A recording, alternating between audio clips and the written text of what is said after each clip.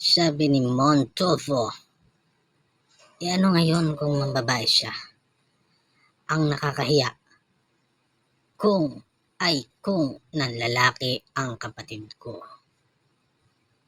Come on, ang pambababae is wrong.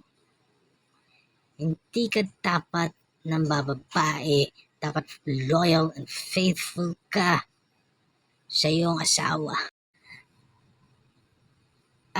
Siya yung asawa, maganda naman si ma'am.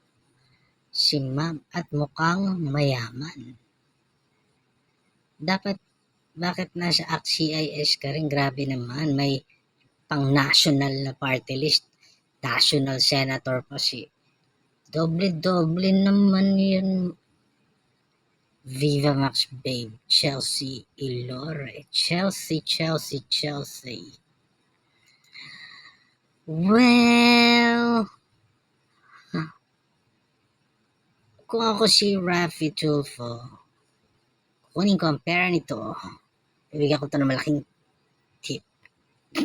Kung ako lang, hindi naman kasi ako perfect, masama ako. Tama naman si Mon Tulfo. Ang masama kung nanlalaki. Pero kung ganyan naman ka, Viva Max babe, ulala, understandable. Yung mga magagalit kay Raffy Tulfo dyan, nagagalit ako dahil sa timbangag siya. Pero sa mga babae niya, I understand. Kung ganyan din lang naman, ulala. Laking bitter. Sigurado kung may chance kayong sumideline sa ganito naman, gagawin nyo rin. Kay mga hypocrite. Joke lang.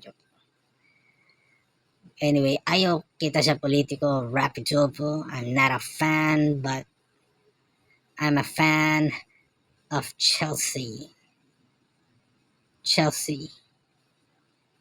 Call me.